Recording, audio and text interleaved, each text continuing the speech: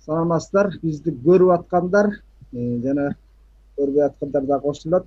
Бүгүнкү спикерлер менен тааныштырсам, Асылбек Айтматов, мен Аттаа Кашайганда менен тааныштырам деп. Рустам Акматбек, Айкут Конушбай.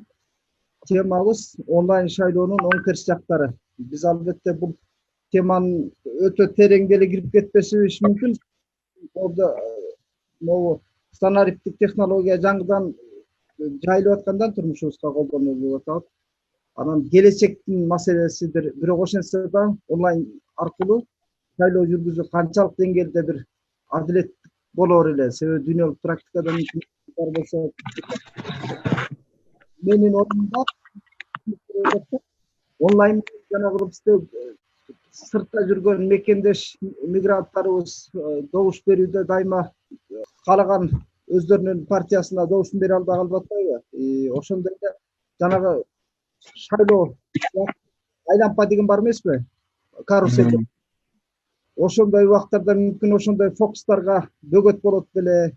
Ошондой эле баягы эгер бул онлайн мүмкүнчүлүгү жолго коюлса, шайлоо канчалык деңгээлде акыйкат болот эле. Сөз ушундай болуш керек деген таңуулоо эмес өзүбүздүн пикирдичи. Келечек ушул бериш керек да. Мүмкүн келечекте барып эле ошо онлайн шайлоо системасы ишке ашып калар да. Бул жол болбосо дагы. Асылбек, сен ажис катары ушул жаатында түшүндүрүп кете аласыңбы? Ооба.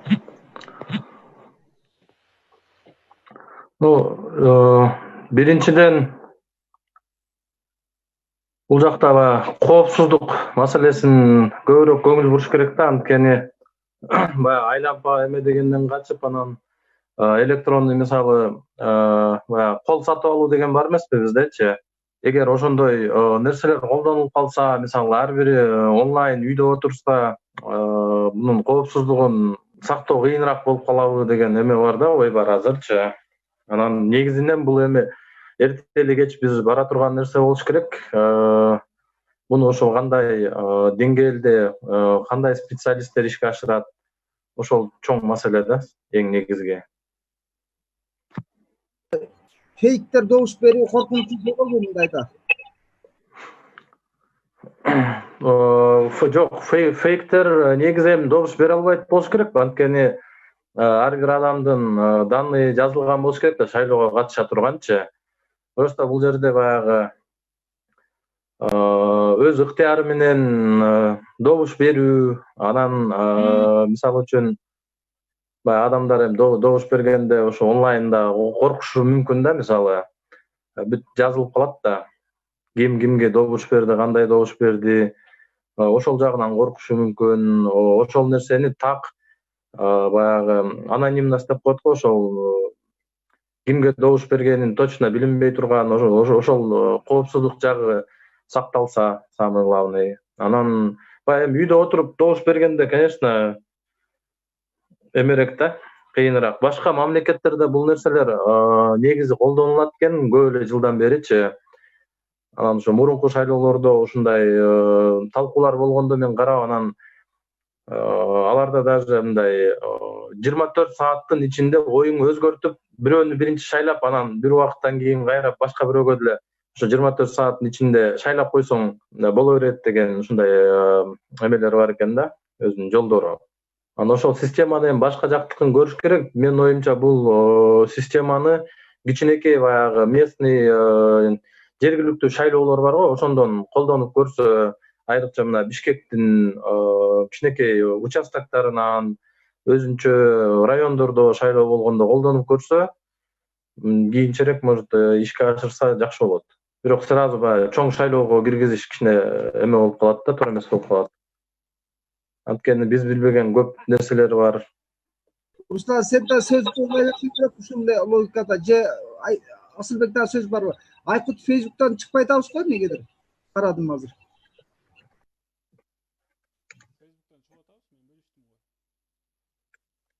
Жакшы анда, мен көрбөтмүн.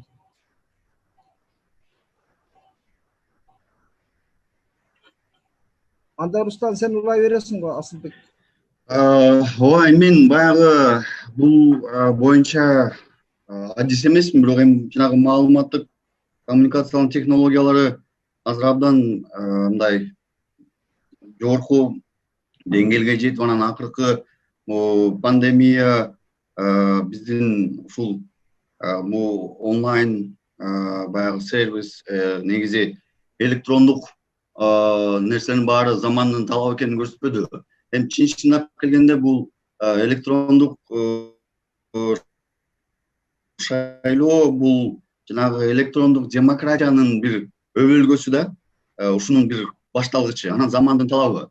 Анан бизден башкасынын баары эле эми өзгөчө демократиялык өлкөлөр, өзгөчө Европа өлкөлөрү бул багытта мындай жакшы мындай кадамдарды таштаптыр.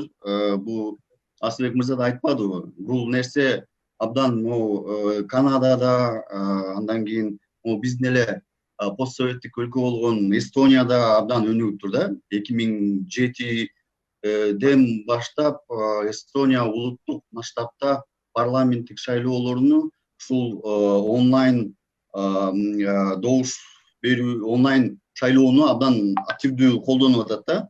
Эми бул эң жакшы жагы, өзгөчө биз үчүн жакшы жагы жанагы биздин жарандардын ушул саясий жашоого, саясий чечим чыгаруу процессине активдештирет эле.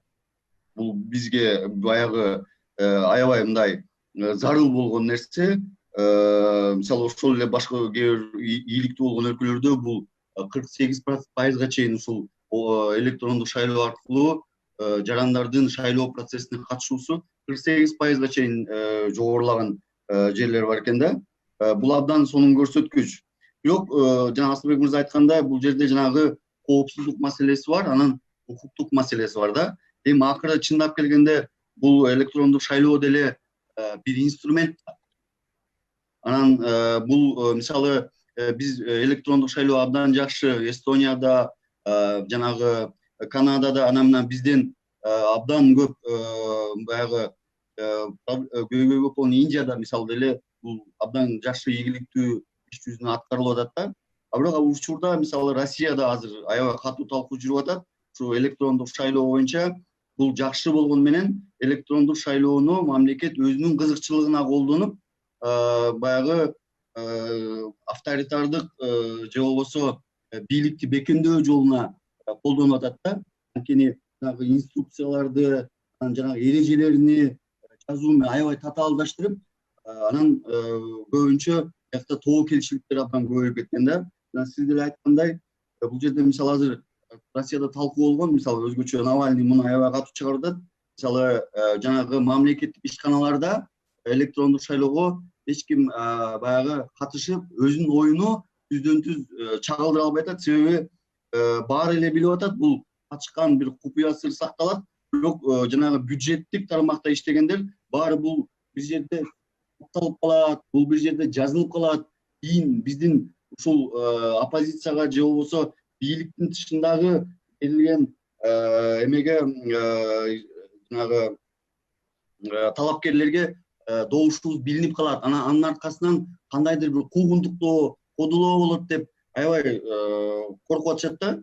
Өзгөчө бул мисалы аябай бюджеттиктер көп болгон тармактар үчүн абдан мындай бир кооптуу маселе болуп атат. Бул барып эле кайра эле бийликтин эң башынан келгенде мындай экен да.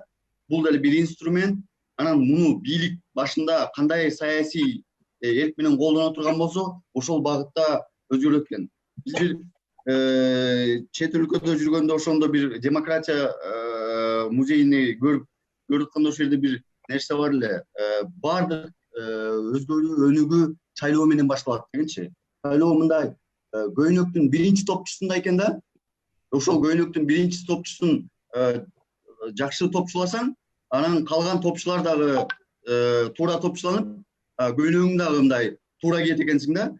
Шайлоо оңолмоюнча негизи эле биздин өзгөчө биздин өлкөбүздө муну биз баягы 30 жылдан бери күбө болдук. Шайлоо оңолмоюнча бизде тилекке каршы эчтеке оңолбойт экен. Анткени электорат эл качан маанилүү, шайлоо убагында маанилүү.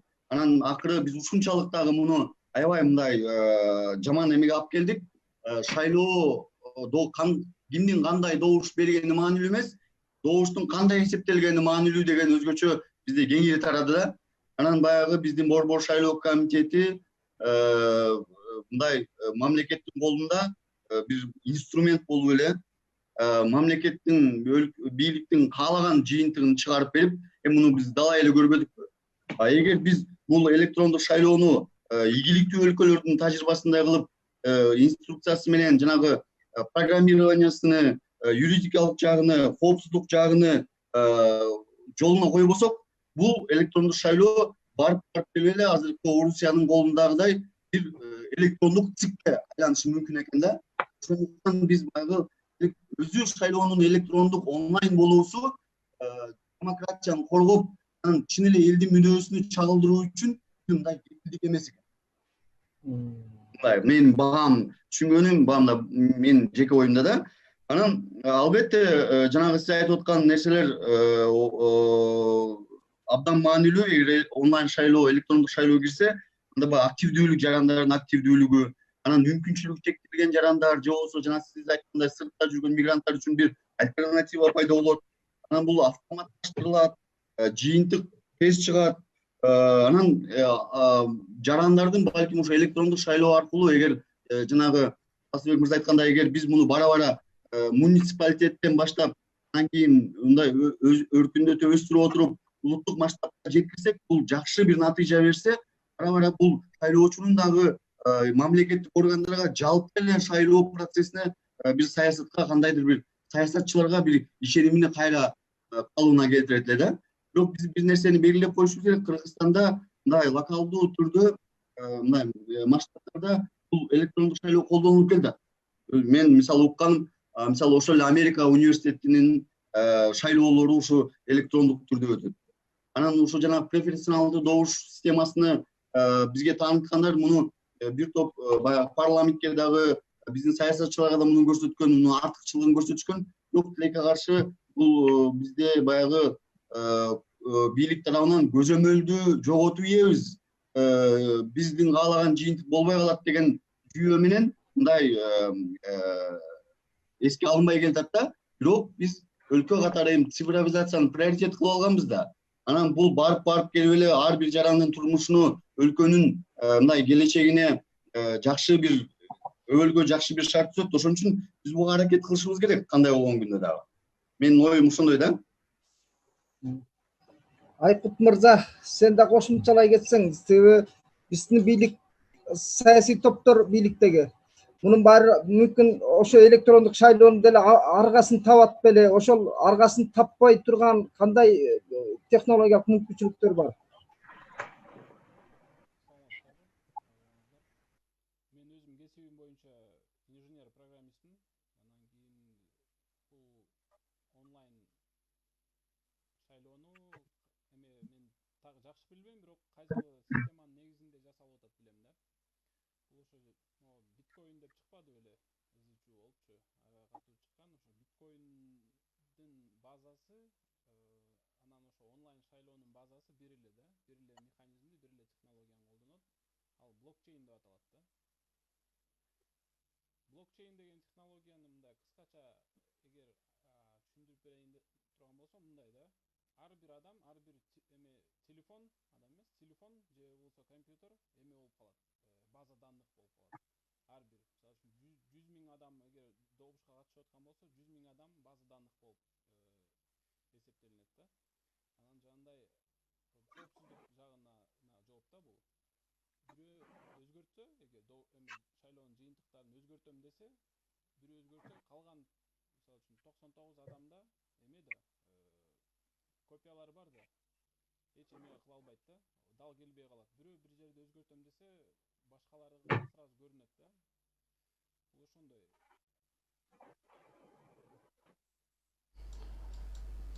Демек муну ачык система кылып көрсө болот экен да. Бул нерсени ачык кылса болот, жабык кылса болот. Анан ошол дагы коопсуздук жагы кандай кылсак болот? Бул туура айтат, Руслан байке туура айтып атат. Бул технологияны жаман жагына деле пайдаланып кетиши мүмкүн дегенчи. Андай жагы дагы бар. Андай болбош үчүн мындай нерсе да, блокчейн бул зашифрованный болот да, шифрленген болот дагы, анан ошол шифрдин ключу ачкычы бир эле адамда болот. Мисалы үчүн эгер Кыргызстанда ошондой шайлоо кыла турган болсок, Кыргызстанга эч кандай тиешеси жок, нейтралдуу караган, мисалы үчүн башка бир адамды эле биздин шайлоонун эмеси көзөмөлдөөчүсү болуп шайлап, дайындап, ошого ключту берип коюш керек да, жыйынтыктап аткандачы. Ал мисалы эме болушу мүмкүн. Япониянын президенти деп коелу, же премьер-министр, же императору, мисалы үчүн ошол адамга, мисалы үчүн силер мына шифрди силер алгыла, силер ачыктап бересиңер биздин жыйынтыктарды десе, мисалы бул жерде ошондо эме болбойт да, жанагындай алдамчылыкка бөгөт болот да. Эгер биздикилер ал императорго барып дагы аны дагы сатып албаса да. Анан мен Асылбек байкеге кошулам. Кечиресиз. Асылбек байке сизге кошулам. Ошо кичинекей эмеден баштасак болот, мындай райондордон, айылдардан, ошолордун эмесинде мисалындачы. Мен ушу менен болду. Бул жерде Сизге бир Олжобек, мен бир суроо, ушу адистерге бир суроо да, жанагы онлайн электрондук шайлоо болгондо бул ошол шайлоо сөзсүз түрдө параллелдүү түрдө кагаз менен дагы жүргүзүлөт да, мындай чогуу биргеликте. Бир жыйынтык электрондук да болот, анан бир жыйынтык баягы кошумча кагаз түрүндө дагы эсептеп эметсе болот. Ошондо эгер ушундай көбүнчө баягы өнүккөн өлкөлөрдө, бул электрондук шайлоонун киргизген өлкөлөрдүн баарында ушундай экен да. Биз эгер электрондук Кыргызстан эртең бир күнү эми баары замандын талабы, буга баары бир кааласак да каалабасак да эрте эле кеч барат экенбиз. Ошондо биздин Кыргызстандагы жанагы ТИКтин ролу кандай болуп калат? Анан муну сиз айткандай бир мунун жоопкерчилигин ушу процессти жүргүзүү үчүн кайра эле ТИК алабы, же болбосо биз муну эгер жанагындай каалагандай натыйжа чыгарууну бөгөт коюш үчүн бир өзгөчө бир компанияга беришибиз керекпи, элер алып мындай көзөмөлдөп, муну баягы кандайдыр бир жанагы коррупциялык элементтерди киргизбеш үчүнчү? Асылбек жооп бере берсеңиз. Руслан байкенин биринчи сурооуна жооп берип кетейин. Ошо менин оюмча электрондук шайлоону киргизгенден кийин бул кагаз менен параллель шайлоо бирөө алынат да. Ошондо андай болбосо бул баягы кагаз менен эле шайлаган эле ошол эле болуп атпайбы? Көпчүлүк мамлекеттерде бул электрондук деп дагы киргизет, бирок бул баягы кагаз менен кошо кагазды салганда баягы санаганга көп убакыт кетирбеш үчүн ошонун жыйынтыгы сразу серверге жөнөтүлүп турат да. Кийин санаганда оңой болуш үчүнчү. Ал өзүнчө электрондуктун башка бир жолу кошумча электрондукту колдонгон учур.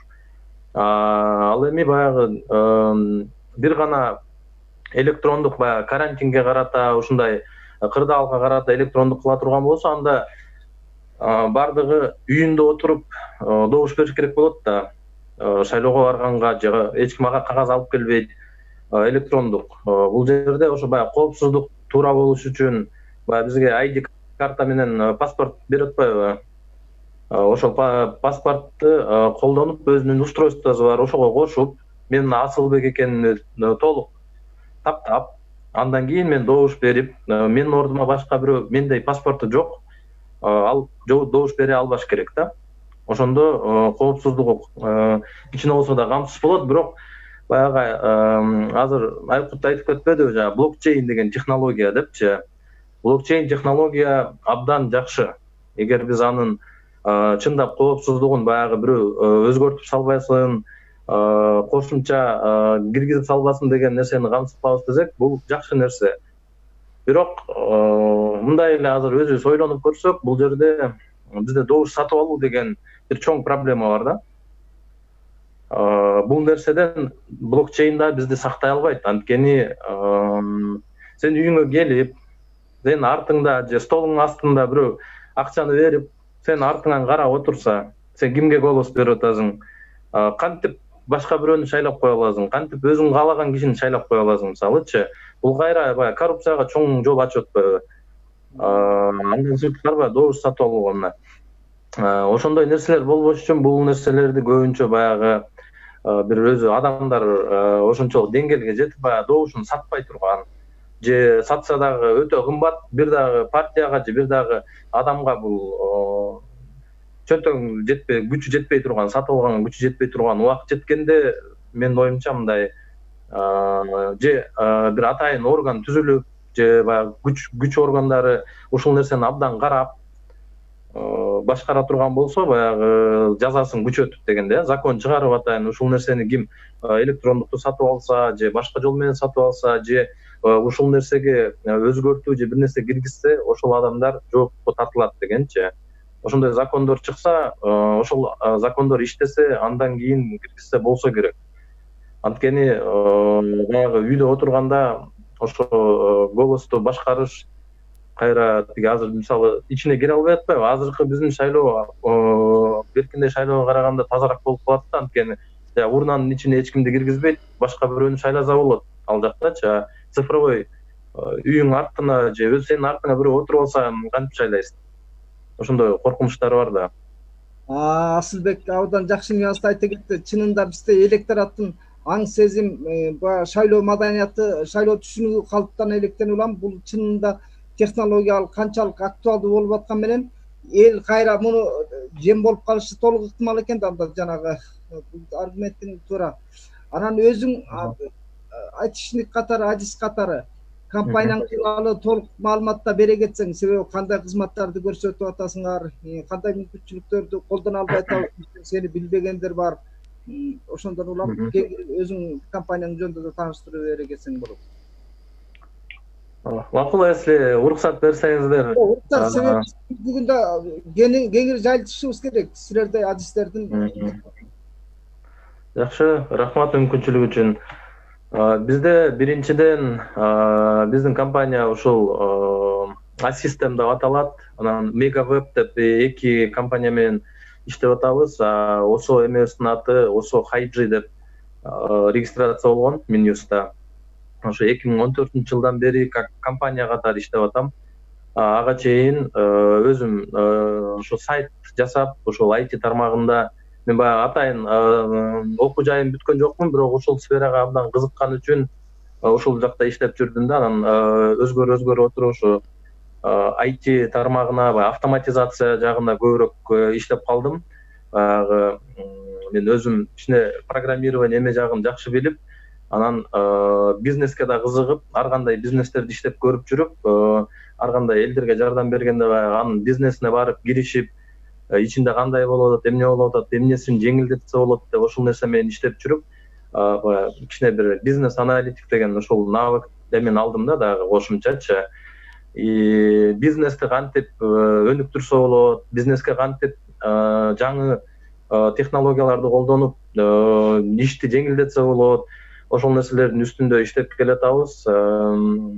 Сайттарды ачуу бул экинчи, үчүнчү тоже мындай кошумча направлениябыз. Анан көбүнчө баягы бизнеске азыр эмне жетпей атат, бизнеске өзгөрүүгө даярдык жок да, биздин өзүбүздө эрк жетпей атабы же бүт нерсе бар. IT технологияларды аябай көп ойлонуп таап коюшту. Кааласаң бекерин алып колдон, кааласаң акчага алып колдон, акчага алсаң деле ал кымбат эмес. Ар кандай баягы CRM технологиялар деп коет, баягы клиенттер менен иштеп, клиенттердин аттарын бүт алар менен кандай баягы эме түзүлүп атат, байланыш, ошонун баардыгын түзүү, ошолордун баардыгын бир жерге жазуу боюнча аябай мүмкүнчүлүктөр көбөйдү. IT технологиялардын бир эле максаты бул адамдардын жашоонун жеңилдетүү, компаниялардын жашоонун жеңилдетүү, компанияларга жаңы мүмкүнчүлүктөрдү ачуу. Мына ушул бизде пандемия учурунда билингендей IT технологиялар менин оюмча көп бизнестерди, көп направленияларды сактап калды болуш керек. Мындай бул жок болсо эмне болмок деген да ой туулат да. Ошондуктан ошо биздин направление ушул автоматизациялоо, баягы сайттарды ачуу, элдерди бизнести интернетке чыгаруу, онлайнга чыгаруу, компаниялардын ишин жеңилдетүү, аларга дагы жаңы возможностторду ачып берүү. Анткени мен өзүм да ушул сферага 2008 жылы атайын сайт ачып, ушул сферага кирип иштеп калдым. Биздин товарларды эмне үчүн интернеттен сатсак болбойт, экспорт кылганга эмне үчүн болбойт деп ошол убакта атайын exportkg.com деп сайт ачтым эле 2008-жылы. Эки жака реклама берип, Россияга бердим, Европага бердим рекламаларды. Анан ошол жактан элдер келип, кишилер келип, жакшы бизнес партнер болдук. Биздин баягы эле төө бурчакты, жаңгакты, ар кандай Кыргызстанда өскөн продукцияларды ошол жака саттык. Ошол сатканга мүмкүнчүлүктөр болду. Ошол эле убакта 2008-жылы. Азыр андан да күчөдү да бул мүмкүнчүлүктөрчү. Ошонун бардыгын элге жеткизүү керек. Буну элге жеткизүү үчүн биринчиден ушунча иштеп жүрүп бир эле нерсени түшүндүм. Баягы адамдар билим алууга, бир нерсеге үйрөнүүгө, бул нерсе оңой экенин түшүнүүгө баягы агартуу иштерин жүргүзүш керек экен да. Элге көбүрөөк жеткизиш керек экен. Анткени бүт нерсе бар болсо дагы элдерге баягы кыйын сезилеби же көп акча кетет, IT тармагы бул акча талап кылат деген бир эмелер калып калганда, ошондой ойлорчу. Ошонун бардыгын алып, көбүнчө эле бизнестерге мына бекер деле жардам берип атабыз. Анткени баягы телефон чалганда телефондон деле көп нерсени айтып берсең болот да. Көп нерсени айтып берип, бекер нерсени үйрөтүп, анткени биз үчүн биринчи бекер продуктуну колдонуп көрүп, анан ошонун кийин мүмкүнчүлүгү жеткенде, компания кичине өнүккөндө, акча төлөгөнгө мүмкүнчүлүгү пайда болгондо төлөп баштаса, ошол жакшы негизичи. Анан барып ал компаниялар биз чоңойсо, ошол компаниялар кийин көбүрөөк акча төлөгөнгө мүмкүнчүлүгү пайда болсо деген негиз ой менен иштейбиз ар дайым. Ошондой деңгээлге жеткенге жардам бергенге аракет кылабыз. Ошол, рахмат. Ислам мырза, биз бүгүнкүдө ушу жаңы баалуулуктар боюнча азыркы бийлик кашаңдык кылып атабы же буга сөзсүз эле бир прогрессивдүү күчтөр келиш керекпи? Ушундай жаңы алдыңкы технологияны турмушка ашыруугачы. Биз жакшыбы жаманбы коңшу өлкөлөргө караганда коомдук процесстерден, саясий процесстен кыйла бир тажрыйба топтодук. Демократиялык баалуулуктар менен бир кадам таштапчы. Анан бул демократиялык баалуулук катары танууга болобу? Кандай дейсиз? Саясаттын күнгө тескейинде дагы жакшы ойга шайлоонун ошо электрондук шайлоонубу? Деги эле ушул саналиттик технологиянын бизге турмушка ашуусуна бизде аябай кызыктуу бир көрүнүш бар. Олжобек, бизде ишкерлер мисалы абдан көп ушул биздин баалуулугубуз демократия деп көп айтышат да. Анан анткени демократияда жанагы базар экономикасы эрежелери толук иштейт экен. Демократиялык шарт. Ошол демократияда базар экономикасы иштеген үчүн жанагыдай мүлк кепилдиги, атаандашуу, укуктук келишимдердин аткарылуусу деген нерселер мындай толук иштейт. Анан кандайдыр бир адамга кепилдик берет экен да. Биздин Кыргызстанда сиз айткан кошуна өлкөлөргө салыштырмалуу ушул бир эле баалуулугубуз бар, демократия да. Биздин жагымдуулугубуз дагы ошондо.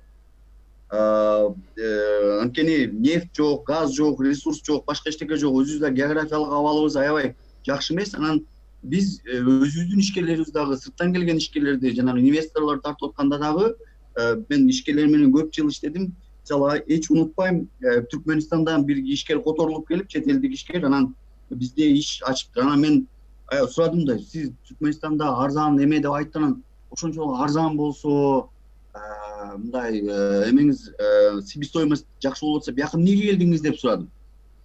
Анан айтат, мен түнчүндө келдим Кыргызстанга дейт, түнчүндө конуп дейт. Анан эмеге мейманканага барып жайгашып, анан эртең менен көчөгө чыктым дейт. Көчөгө чыксам дейт, биринчи көзгө урунган нерсе көчөдө эмеде мен байкаганым дейт, интернет дейт.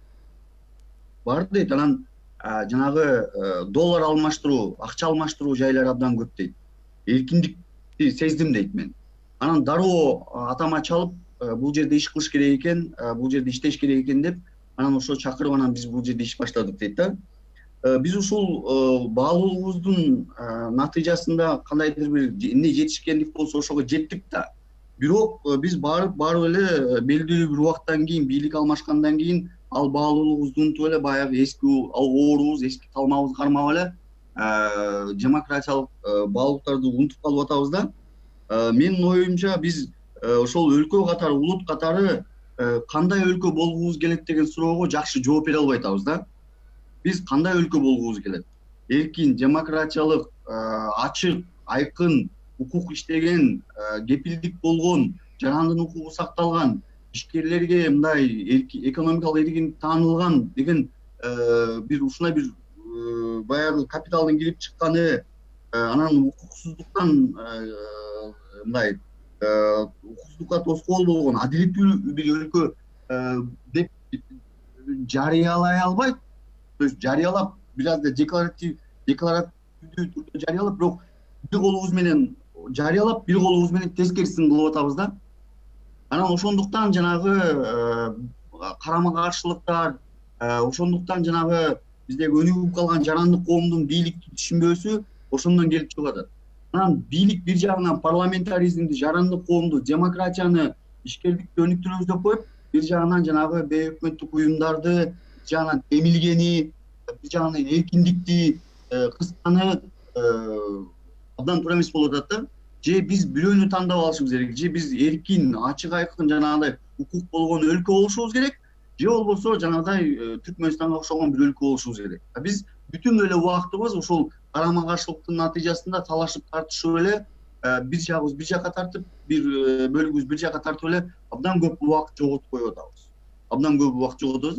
Анан ошонун натыйжасында бийлик дагы ошол эмне кандай өлкө болгонун каалаган, кандай өлкө каалаганын биле албаган үчүн өзүнүн ички потенциалына да көңүл бура албай келет да. Мисалы могу жерде Асылбек мырза менен Айкут мырза отурат. Эми бизде ошол эле биздин эле кыргыз жигиттер ошол Кыргызстанда отуруп, жана Азиз Абакировдор жарыялап атпайбы? Кыргызстанда отуруп бүт дүйнө менен иште деген. Бул укмуш нерсе да. Бул укмуш нерсе да. Сен Кыргызстанда отуруп алып, дүйнө менен атаандашып, дүйнө менен иштеп, сенин чыгарган продукцияң ошол дүйнө менен атаандашып атат да. Биздин эмнебиз бар дүйнө менен атаандаша турган? Ушул биздин баягы демилгебизге, дараметибизге биз көңүл бурбай, ошолорду өнүктүргөндүн ордуна биз баягы мүмкүн болушунча чектеп, анан өнүгүү маселесини баягы эстеп, тияка кошулуп, бияка кошулуп, карыз алып, ушундай нерселерге өткөрүп койдук да. Ошол аябай аянычтуу нерсе. Бирок ошол эле болуп аткан учурда бизге мондай окшогон тың жигиттерибиз баягы сыртка кетип, башка өлкөгө кетип ошентип иштеп атат. Глобалдуу шартта ооба сыртка кетип иштейт, бирок биз баягы тапканыбыздан жоготуубуз абдан көп болуп атпайбы? Ошол жагы болуп атат да. Анан мен бул жерде Асылбек мырза менен Айкут мырзага бир суроом бар эле да. Биз могу пандемияда онлайн окубадыкпы, көрдүк да. Мисалы менин балдарыбыз онлайн окуду. Анан биз бир нерсе көрдүк. Онлайн окууга биз мындай, биз ойлогондой биз даяр эмес экенбиз. Көбүнүн колунда компьютер жок экен. Мисалы көп ата-энелер жанагыдай могу Zoom окшогон, могу телефон ошол нерселерди колдоно албайт экен. Бул дагы бир кемчилик экен. Анан мен ушуларды айтып берип атсам, айылдагы мугалим айтат да, сиз аны дейт, бияка четке жылдырыңыз дейт. Биз айылда жанагы КТРдин берген онлайн сабагыны дейт, телевизор жоктугун айынан көрө албай калган үй бүлөлөр көп болду дейт. Мисалы ошону көрө албай калдык дейт, көрө албай калды балдарыбыз, онлайн сабакты көрө албай калды. Эми мен ушуга байланыштуу суроом, эгер эртең бүрсү күнү биз электрондук добуш берүүгө өтө турган болсок, ушул инфраструктура, сен билесиң эле Кыргызстандагы абалды. Асылбек сөзүңдү айтыңыз. Ошондой анан ошол компанияга кайрылышып, ал компания бүт ушундай баягы чечим таап берет да, ар кандай кылып баасын арзандатса болот. Анан булар планшет чыгарганга, баягы элдерде окуй турган же китеп сатып алганга акчасы жок болуп, анан андан көрө ошо бир планшетти берели, планшеттин ичинде бүт китептер болсун, баягы өнүктүрө турган IT тармагын бүт жагын окута турган, ар биринин возрастына карап, өзүнүн эмесине карап, эмнени үйрөнүш керек болсо ошол нерселерди ичине баарын салып берели деп, анан жарымын финансированиен мамлекет ал убакта өтө кымбат болуш экен, $40 чыгармай болушат, анан $20 сатып алган адам төлөйт, $20 мамлекет төлөп берет, каржылап. Ошонун негизинде миллиондогон планшеттерди чыгарышат. көп ишин камсыз кылып, андан кийинки жылы 2-3 жылдан кийин баягы техникалык эмелерин жакшыртуу максатында дагы бир жолу аракет кылып, дагы бир жолу андан да жакшыраак, андан да күчтүүрөөк, андан да баягы мурунку кемчиликтерин эске алып, анан ошонун жаңы чыгарышып, ошентип камсыз кылганга аракет кылышкан экен да. Анан эми бул бизде деле кылса болот негизи. Анткени бул нерсени жасаш үчүн өтө деле кыйынчылыгы жок. Просто баягы жоопкерчилик алган бир компания болуш керек. Ал ар кандай мындай жарандык коомдон келген адамдардан туруш керек. Ошол мамлекет бир акча бөлсө же эл аралык коомдор акча бөлсө, ошол акчага заказ берип, бир айылды же бир жакшы бир жакшы бир видео бар интернетте, баягы орусча аталышы «Школа в облаках» деген ушундай аталышта эме бар да. Анан Сагату Митру деген бир индус, ошо Индиядагы киши IT тармагында иштеп жүрүп, баягы өзүнүн иштеген компаниянын дуалын тешип, ошол жерге 98-жылы, 90 канчанчы жылы ошо компьютерди ошол жерге киргизип экранын, анан жанына мышкасын жайгаштырып коет да. Анан ошентип бир 8 сааттан кийин келсе дейт, балдар компьютердин ичин чукулап, уже оюндарын издеп бир нерселерди чукулап атыптыр дейт. Анан ой, мындай болушу мүмкүн эмес, кантип болду деп анан коллегаларына ушундай болду десе, эми бул оңой эле да, бирөө өтүп баратып үйрөтүп койду. Ошон үчүн балдар билип алды дейт. Анан бул ойлойт дагы эксперимент кылып көрөйүн. Компьютерди алып 800 километр алыстык бир жерге барып, дарактын түйүнө ток алып келип ошол жерге орнотуп, бүт болгон информацияны ошол жерге салып коюп, интернети жок эле, анан кетет. Кетип 2 айдан кийин келсе дейт, балдар сразу эле карап, компьютерди коюп кеткен киши сизсиз, баягы бизге күчтүүрөөк процессор менен жакшы иштеген мышка керек дейт экен да. Анан кийин тиги, силер бунун баарын каяктан билип алдыңар? Мен таштап кеткен компьютер англисче болсо, силер англисче бир да сөз билбечү элеңер десе, анан эмне кылалы дейт. Сиз болсо биз түшүнбөгөн тилде бир компьютерди таштап кеттиңиз, анан айла жол ичин биз чукулап үйрөндүк дейт. Бүт баарын үйрөнүп, анан 2 айдын ичинде ошончолук деңгээлге жетишиптир да, ичиндеги баардыгын көрүп. Анан эми дагы андан ары кызык дагы эмеси бар. Бул жерде эмнени айткым келет, баягы балдар абдан кызыгат өздөрүчү. Азыр эми экран биздин баягы бир бөлүк болуп калды да, бунусу жок, жашаганга элестетиш да кыйын болуп калды. Ошондуктан бул нерсени туура пайдаланып, баягы режим деген нерсе бар, убагында жарым сааттан, 1 сааттан дем алып, алызыраак аралыкты сактап, оюндардан, эмелерден өзүн баягы контролго алуу, ошол нерсенин баардыгын түшүндүрүү иштери жүргүзсө, бул бизде атайын Москвадан ошондой устройствода сатып алып келип, баягы баланын вниманиясын, баягы кандай көңүл буруусун текшерүүчү устройство алып, анан текшерип көрдүк. Баягы китепке отурганда баланын кызыгуусу азыраак экен чынындачы. Анан экранга ушундай отургузсаң, сразу баягы көтөрүлөт да, башкача. Анан ушул нерседен жыйынтык кылып көптөгөн исследованияларды көрдүк. Бул нерсе аябай негизи жакшы экен, туура колдонуш керек болгону. Бул жерде баягы интерактив деп коет, бир обратный связь бар. Экранды бассаң, ал жооп берет сага. Китепте тилге каршы андай нерсе жок да.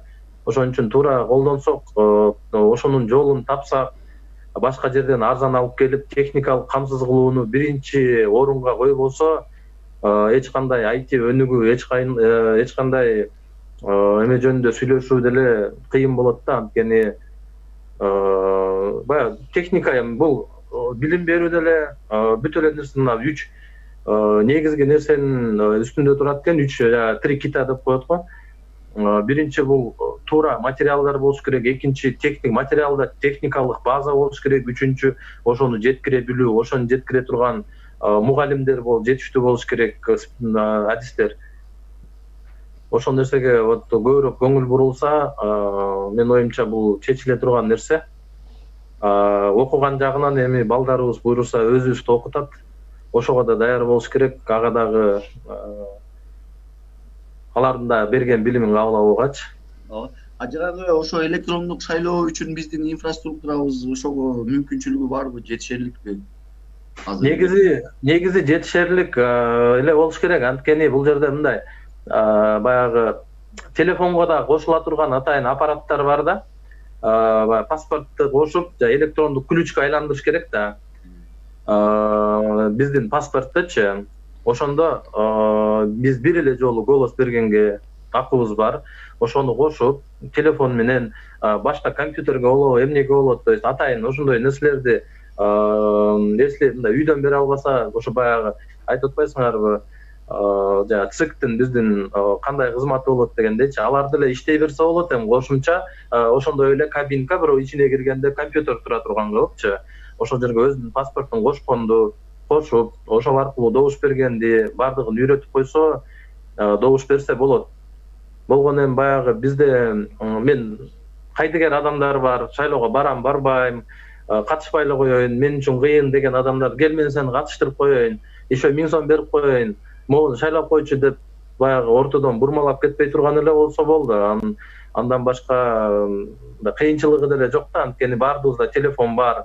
Биз баягы айырмасы эми балдар сабак өткөндө видео аркылуу көп каражаттар талап кылынып атпайбы? Бул жерде бир эле ссылка менен өтүп туруп, бир эки кнопканы басыш эле эч кимге кыйынчылык тудурбайт болуш керек негизи.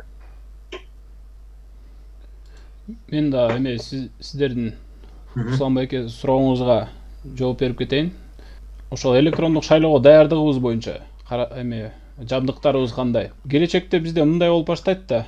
Келечекте бардыгы үйүнөн отуруп телефондон добуш бере турган болуп калат да, бир кнопка менен. Идентификация дагы эмеден болот, биометрический болупчу, азыркы палецтер менен. Анткени могу современный телефондордун бардыгында сканер бар, отпечаток пальцев дегенде. Азыр болбосо да бир канча жылда биз бардыгыбыз ушул нерсеге өтөбүз да. Бул эме 100% менен айта алам да, ушул нерсеге баратабыз. Анан кыргызстандык программисттердин атынан айтып коеюн, бизде тилекке каршы өкмөт тараптан, бийлик өкүлдөрү тарабынан жакшы көңүл бөлүнбөй келатат да. Сиз туура айттыңыз, Руслан байке, биздин мүмкүнчүлүктү түшүнбөй атышат, байкабай атышат, жакшы пайдаланбай атышат. Биздин көпчүлүк программисттер Кыргызстанда окуп, Кыргызстанда билим алып туруп, анан кийин даяр болуп иштей турган мезгилинде сыртка, чет мамлекетке кетип калып атат да. Эми ал жака ошол айлык алып кетип калат, бирок ошо алардын тапканынан биздин жоготконубуз көбүрөөк болот да. Мына безопасный город деп эметилди биздечи, ишке ашырышты программаны. Ал программаны кимдер ишке ашырды? Биздикилер баштаган, бирок биздикилерди силер жасабай эле койгула деп башка чет өлкөлүк программисттер жасады. Канча деген миллиондогон акчалар сыртка кетти. Анан ар бир штрафтан мисалы 40%-ын ошолорго төлөмөй болушту, сыртка чет өлкөлүк адистергечи. Анан ошол нерсени биз деле жасасак болмок. Эми мен макул болгон иш болду, бирок бул Бишкекте эле болуп атат. Эми Кыргызстандын башка жагын жок дегенде биздин адистер, кыргызстандык программисттер жасаса жакшы болот эле деп ойлойм да. Сыртка кетирбей. Анан сиз айттыңыз, биз онлайн шайлоону кандай кылып ишке ашырабыз, чет өлкөлүк бир компанияларды жалдайбызбы депчи. Биринчи шайлоолорду ошондой кылсак болот. Эме бар уже даяр платформалар, ошондой атайын компаниялар, ошолордун кызматтарын пайдалансак болот. Бирок кийинки бара өзүбүздүн эле ЦИК мисалы үчүн өзү эле жасап чыгыш керек андай нерселердичи. Бирок эгер биз ишенбейбиз десек, сыртка эле кайрылганыбыз туура болот. Руслан мырза, Асылбек, мен жаңылбасам экөөңөр тең ЖИА ишкерлер чөйрөсүндө мүчө болсоңор керек, э? Бүгүнкү күндө ошол IT технологиясын четке, сырткы башка өлкөлөргө экспорттоодо биздин адистер көп эле толтурат. Анан деги эле апатка такат кылууда ошо ишкерлер бир жаңы акция, коомдук социалдык акция баштабады беле. Ошондойдо мындай өкмөт менен, аткаруу бийлиги менен деле ишкерлер чөйрөсүнүн алака мамилеси бүгүн канчалык деңгээлде мындай турмушка ашып атат, же баягы ишкерлерге жакшы жагымдуу климат түзүп бере албай атабы бүгүн деле? Өзгөчө могу карантин мезгилинде мөөнөтүндө кандай кызматташтыктар болду? Мен эми жеке компания катары көп деле мисалы бийлик өкүлдөрү эмелерге биз карап деле мындай көп жылдан бери ушул нерсени өзүбүз ушундай эме алдык максат эч кандай мамлекетке же эч кандай эмеге карап отурбастан өзүбүз баягы колубузга алып эмне колдон келет ошол жагын жасап анан мамлекетке жардам керек болсо бекер жардам берип бирок ушундай жол менен баратабыз да анан ал жактан эч кандай деле эме күткөн жокпуз. Өзүңөр көргөндөй мен да көп мамлекеттерди байкап отурдум. Биздин мамлекетте жарандык коом, өзгөчө бизнесмендер, өзгөчө жөнөкөй эле программисттер абдан чоң салымын кошушту ошол карантин убагындачы. Анткени баягы өзүлөрү бир программаларды жасап, бирөөлөр маскаларын жасап берип атты, бирөөлөр баягы формаларын тигип берүүнүн арзан жолдорун табышып, колунан келген баардык баягы жардамын көрсөтүштү да.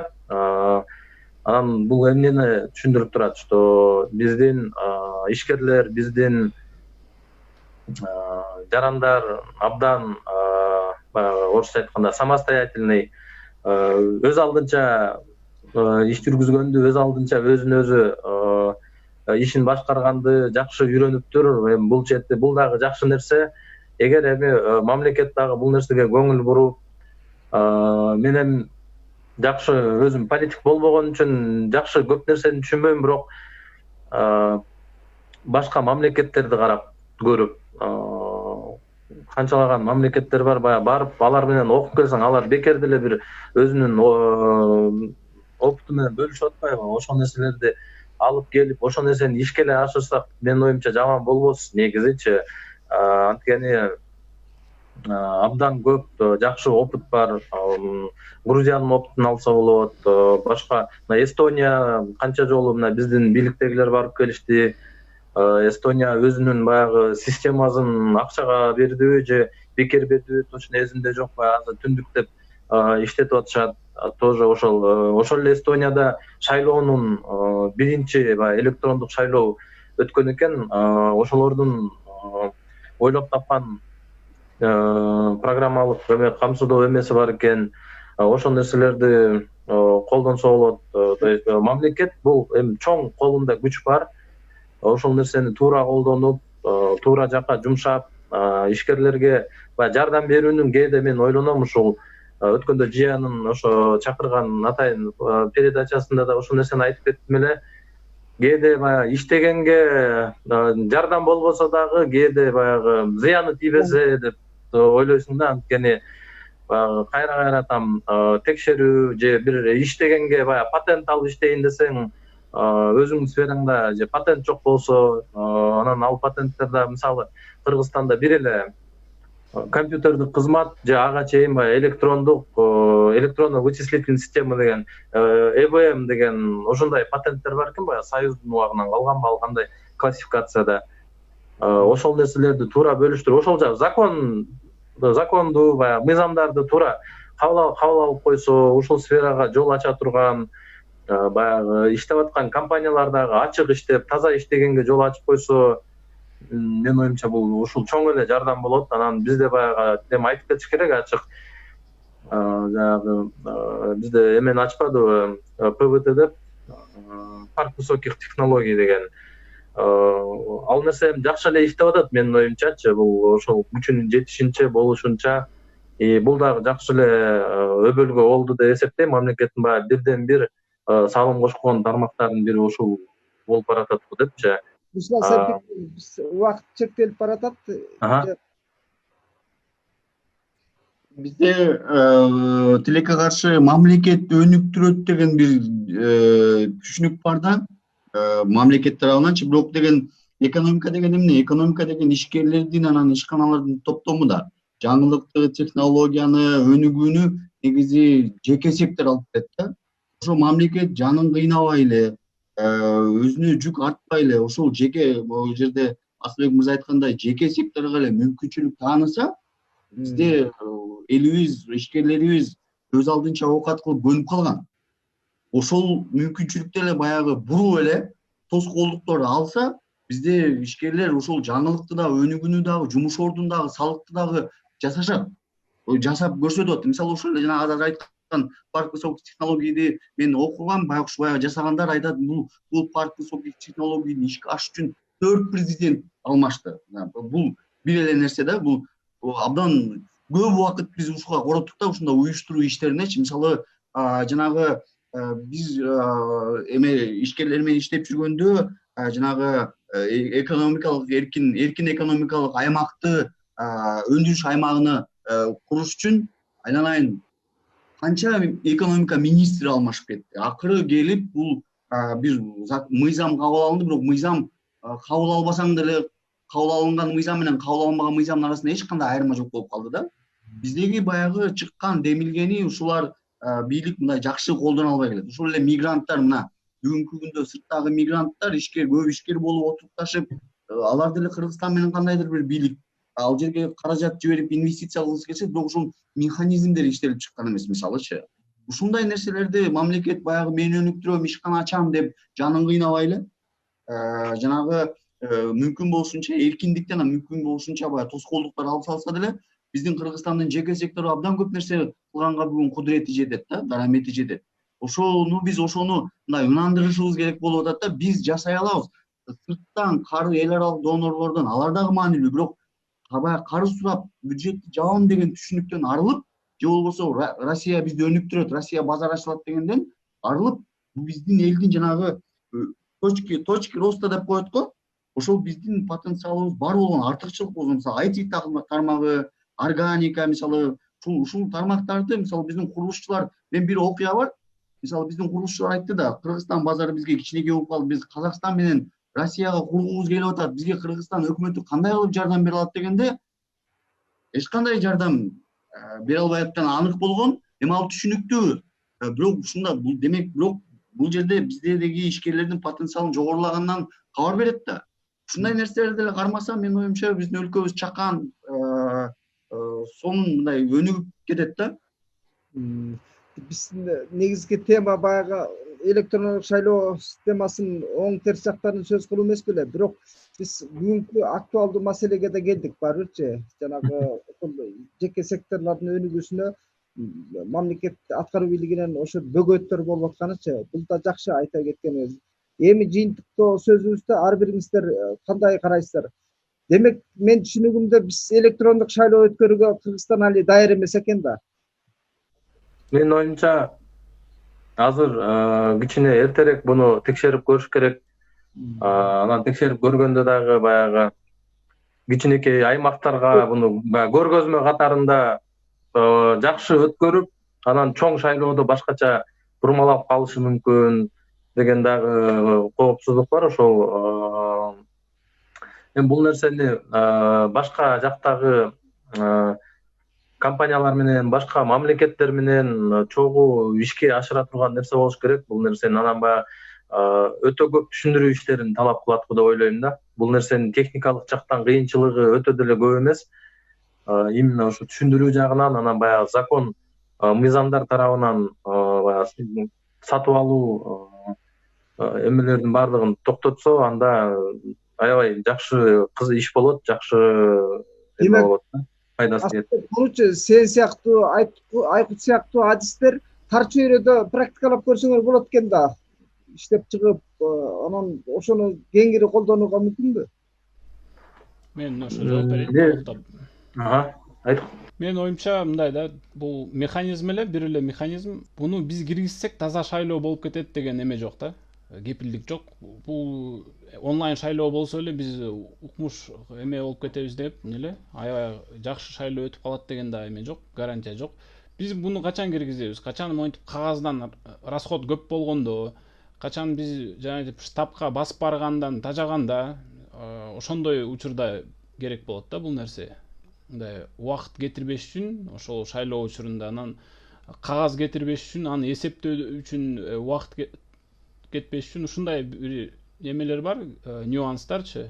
Ушул нерселерди качан биз өзүбүз талап кылганда, ушул нерсени ЦИК талап кылганда, ошондо анан бул системаны киргизип койсок болот. Мен деле бул Акыт мырза менен Асылбек мырзага кошулам. Биз бул кантип деген суроодон мурун ошо эмне үчүн деген суроого жооп берип алсак, эми акыры баары деле электрондук шайлоо биз аны ойлоп тапкан жокпуз. Өлкөлөр, Европадагы өлкөлөр, өнүккөн өлкөлөр ийгиликтүү кээ бир жерде жаңылып, кээ бир жерде мындай бир эме менен акырын тепкич менен киргизип атат да. Биз акыры бул инструмент да. Анан биз эгер баягы биз ушундай адилеттүү шайлоолор ачык айкын өткөн, анан демократиялык баалуулуктарга ээ болгубуз келет деген түшүнүккө келгенде менин оюм боюнча ресурс да табылат, каражат да табылат. Анан бул электрондук шайлоо бул өзүнөн өзү мындай талап болуп калат да. Азыр биз баягы кээде азыр мисалы бийликке муну электрондук шайлоону сунуштасаң дароо эле каражат маселесин ойлоп табат. Анан бул муну өзүнүн кызыкчылыгына колдонуунун жолун издей баштайт. Ошондуктан биз барып эле кайра алданып калабыз. Эң жакшысы биз баягы бизде ресурс бар экен, специалисттер, адистерибиз бар экен, кайрыла турган бир дарегибиз бар экен да. Эң оболу жанагы саясий эркти, анан биздин баягы келечекке болгон вижнды тактап алыш керек окшойт.